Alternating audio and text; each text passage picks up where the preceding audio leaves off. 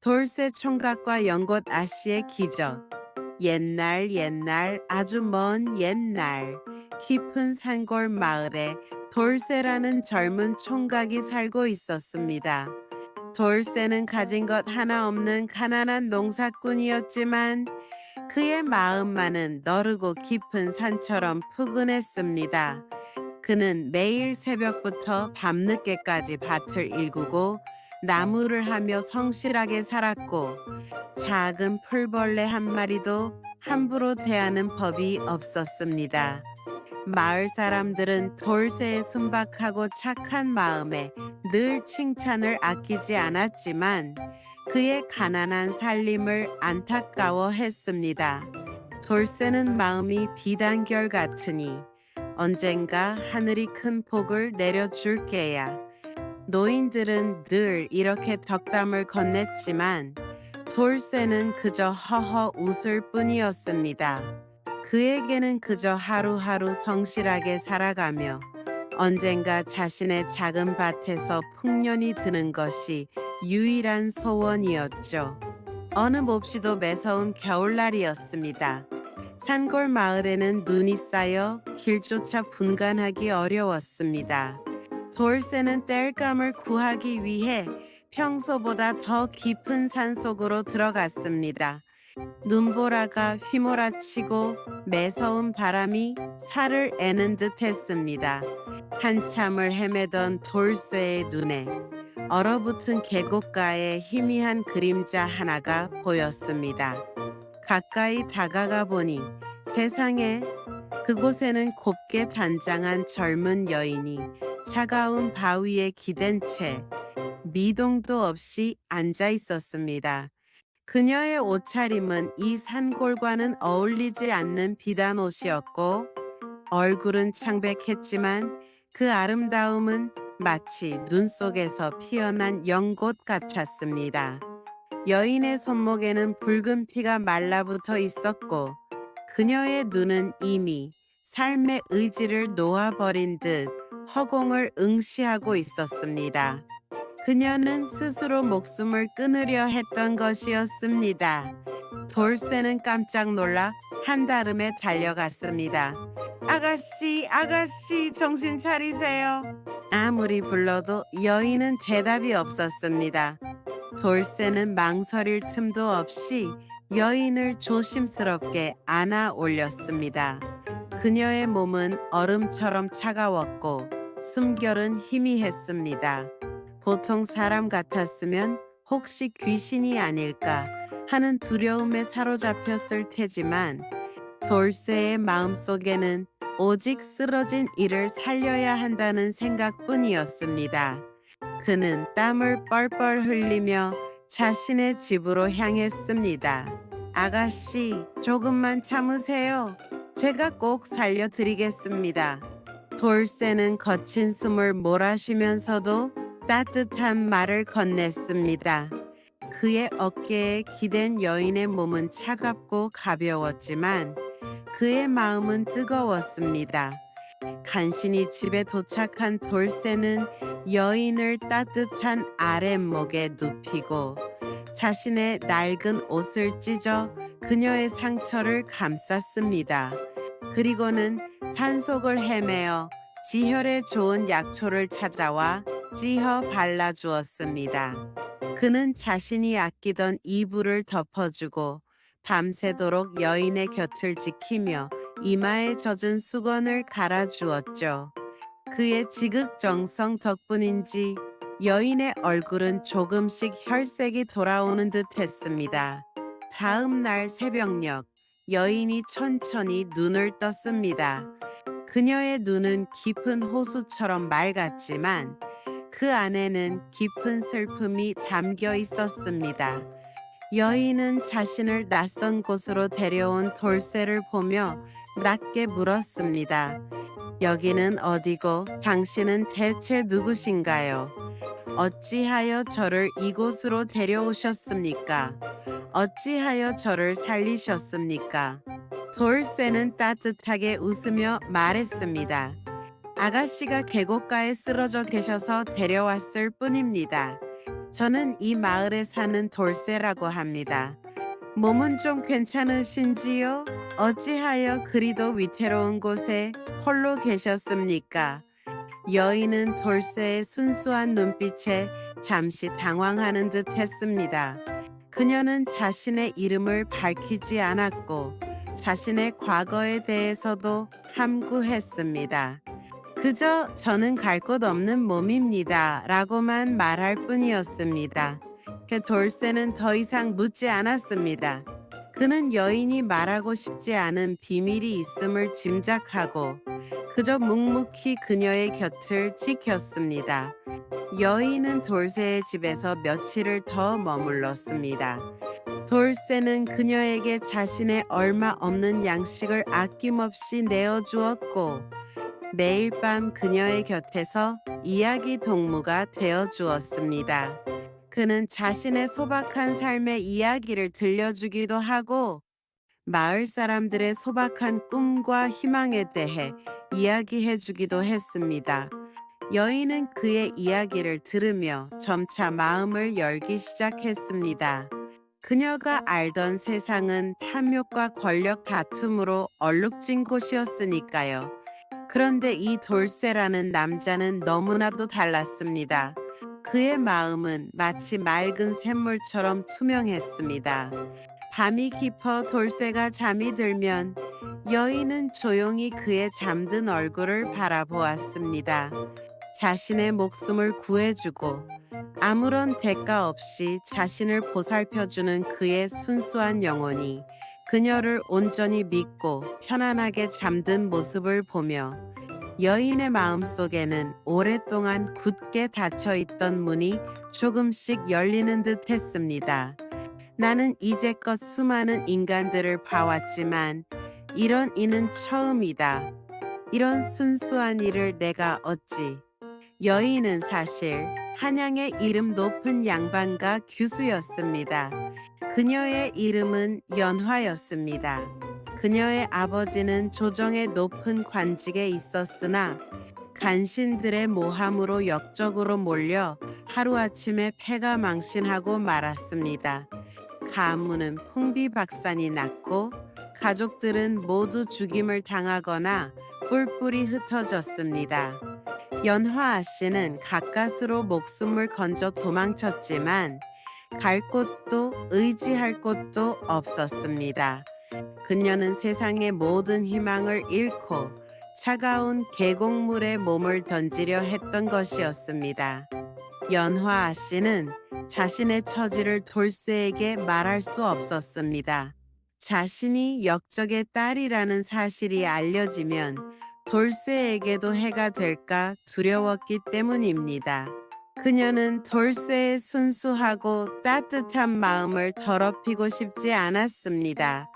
하지만 돌쇠의 한없는 친절과 보살핌 속에서 연화, 아씨의 마음속에는 잊었던 삶의 희망이 조금씩 피어나기 시작했습니다. 어느 날 연화 씨는 돌쇠에게 자신의 과거를 털어놓기로 결심했습니다. 그녀는 자신이 역적의 딸이며 목숨을 구걸하는 천한 신세라는 것을 솔직하게 고백했습니다. 그녀는 돌쇠가 자신을 외면하거나 두려워할 것이라 생각했습니다. 하지만 돌쇠는 연화 씨의 이야기를 묵묵히 듣더니 그녀의 손을 따뜻하게 잡았습니다. 아씨의 과거가 어떠하든 저는 아씨의 마음을 믿습니다. 아씨의 눈빛에서 저는 진실된 슬픔과 고통을 보았습니다.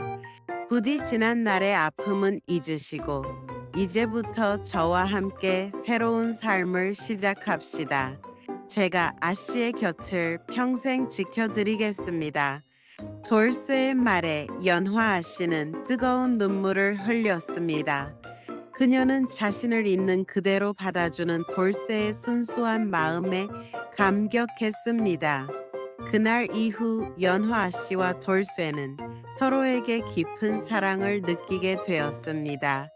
돌쇠는 연화 아씨의 아픔을 감싸 안았고 연화 아씨 역시 돌쇠의 한없는 따뜻함에 온전히 마음을 열었습니다. 그들은 신분의 차이를 넘어선 진실된 사랑을 확인했습니다. 돌쇠는 연화 아씨에게 정식으로 청혼했습니다. 아씨, 비록 제가 가진 것은 보잘것없는 밭되기 하나뿐이지만 아씨를 평생 아끼고 사랑하며 행복하게 해드리겠습니다. 저의 아내가 되어 주십시오. 연화 아씨는 돌쇠의 진심, 어린 청혼에 감격하여 고개를 끄덕였습니다. 돌쇠님, 저는 이미 돌쇠님의 마음을 얻은 것만으로도 세상 모든 것을 얻은 것과 같습니다. 기꺼이 돌쇠님의 아내가 되겠습니다. 그리하여 돌쇠와 연화 아씨는 조촐하지만 따뜻한 혼례를 올렸습니다. 마을 사람들은 처음에는 역적의 딸과 혼인하는 돌쇠를 걱정했지만 연화 아씨의 고운 마음씨와 현명함에 점차 마음을 열었습니다. 연화 아씨는 비록 양반가 교수였지만 농사꾼의 아내로서 살림을 꾸리고 파치를 돕는 데 주저함이 없었습니다. 그녀는 돌쇠의 곁에서 묵묵히 내조하며 그의 삶에 큰 힘이 되어 주었습니다. 연화 아씨는 비록 몸은 고되었지만 마음만은 그 어느 때보다 평화롭고 행복했습니다. 그녀는 돌쇠의 순수한 사랑 속에서 지난날의 아픔을 치유했고 진정한 삶의 의미를 찾아갔습니다. 돌쇠의 밭은 연화 아씨의 지혜와 돌봄 덕분에 날마다 풍성해졌습니다. 그녀는 밭의 물기를 바꾸고 씨앗을 심는 시기를 조절하는 등 양반가에서 배운 지식을 농사에 접목하여 놀라운 수확을 거두었습니다. 돌쇠의 살림은 날마다 불어났고 그들의 집에는 웃음꽃이 피어났습니다. 그렇게 몇 년의 세월이 흘러 돌쇠와 연화 아씨는 아들과 딸을 낳고 행복하게 살고 있었습니다. 그들은 더 이상 가난하지 않았지만 여전히 겸손하고 이웃을 돕는 데 인색하지 않았습니다. 연화 아씨는 가끔 밤하늘을 보며 한숨을 내쉬곤 했습니다. 자신의 가족들이 억울하게 역적으로 몰려 죽임을 당한 것을 잊을 수 없었기 때문입니다. 돌쇠는 그런 아내의 마음을 헤아려주며 묵묵히 그녀의 곁을 지켰습니다. 그러던 어느 날 청천벽력 같은 소식이 마을에 전해졌습니다. 한양에서 온 관리가 마을 어귀에 들이닥쳐 연화 아씨의 이름을 부르며 찾는 것이었습니다. 마을 사람들은 모두 놀라 숨죽였습니다. 혹시 연화 아씨의 과거가 밝혀져 돌쇠에게까지 해가 미칠까봐 두려웠던 것입니다. 관리는 연화 아씨를 보자마자 무릎을 꿇고 절을 올렸습니다. 아가씨, 소신, 이제야 아가씨를 찾았습니다. 송구하옵니다, 아가씨. 그동안 얼마나 고생이 많으셨습니까? 연화 아씨는 영문을 몰라 관리를 바라보았습니다. 관리는 눈물을 글썽이며 말했습니다. 아가씨의 아버님께서는 역적이 아니셨습니다. 간신들의 모함이었습니다. 최근 조정에서 새로운 임금께서 즉위하시어 지난날의 억울한 사건들을 재조사하셨고 아버님의 누명이 모두 벗겨졌습니다. 아버님께서는 복권되셨습니다. 이제 아가씨께서는 다시 양반가 규수의 신분을 되찾으셨습니다. 연화 아씨는 그 자리에서 주저앉고 말았습니다. 아버지가 역적이 아니었다니, 누명이 벗겨졌다니. 그녀는 기쁨과 슬픔, 그리고 안도감이 뒤섞인 뜨거운 눈물을 흘렸습니다. 돌쇠는 아내의 손을 잡고 그녀를 부축했습니다.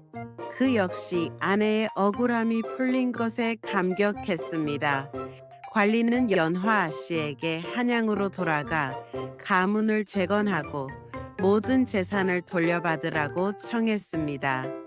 연화 아씨는 잠시 망설였습니다. 이제 그녀는 다시 높은 신분의 양반가 교수가 될 수 있었습니다. 하지만 그녀의 곁에는 자신을 목숨 걸고 구해준 농사꾼 남편 돌쇠와 그들의 소박하지만 행복한 가정이 있었습니다. 관리는 돌쇠를 보며 조심스럽게 물었습니다. 그럼 이분은? 연화 아씨는 망설임 없이 돌쇠의 손을 굳게 잡았습니다. 이분은 제 남편입니다. 제가 가장 힘들 때 저를 구해주고 저의 모든 것을 받아준 저의 유일한 사람입니다. 저는 남편과 함께 이곳에 남아 살겠습니다. 제게는 이 행복한 가정이 한양의 어떤 부귀영화보다 소중합니다.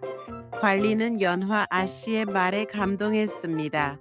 그는 연화 아씨의 뜻을 존중하기로 했습니다. 하지만 임금의 명을 받은 이상 아무것도 하지 않을 수는 없었습니다.